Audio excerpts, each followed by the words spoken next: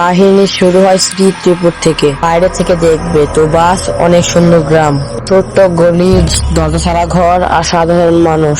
অদ্ভুত কিছু বলতে, না কারো খেতে, না কারো ঘরে। বাস গ্রামের মাঝখানে জঙ্গল দিয়ে ঢাকা পুরনো একটা অভিশপ্ত চেয়ার। গ্রামের মানুষরা এটা বিশ্বাস করতো যে এই চেয়ারে বসলে নাকি তাদের পূর্বপুরুষদেরকে দেখা যায়। তারা অতীতে কি করতো বা কিরকম ছিল, তারা এটাও বিশ্বাস করতো যে তারা পৃথিবীতে চাইলেও আসতে পারবে না। আর এটা দেখার জন্য কেউ ভুল করে ওই চেয়ারে বসে, হয়তো সে পাগল হয়ে যেত, কি তার কিছুদিন পর সে মরে যেত।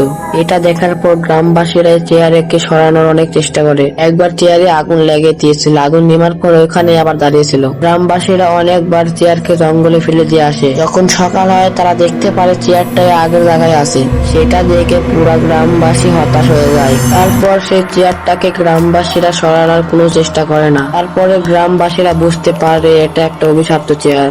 তারপরে তারা বুঝতে পারে এটা মানুষের জন্য না, এটা অন্য কারোর জন্য। কিন্তু সেই গ্রামে থাকতো একটা ছেলে স্বাধীন। সে কিন্তু মানুষের লাগান দেখলেও কিন্তু সে মানুষ না, সে সবার থেকে আলাদা, তাকে কেউ ভালোবাসতো না। একদিন স্বাধীন রাস্তা দিয়ে হেঁটে যাচ্ছিল, তখন এই গ্রামের দুইটা বাচ্চা ছেলে বলে, এই দেখ কে এসেছে, খরগোশ এসেছে। তারপর বাচ্চা দুইটি হাসতে থাকে। স্বাধীন চোখে পানি নিয়ে চুপ করে থাকে আর মনে মনে বলে, কেন সে সবার থেকে আলাদা। তো বন্ধুরা, স্বাধীন কি আসলে মানুষ না অন্য কিছু? তো সেটা দেখতে পারবা পার্ট 2 তে। পার্ট 2 দেখার জন্য সবাই আমার চ্যানেলটা সাবস্ক্রাইব করে পাশে থাকুন।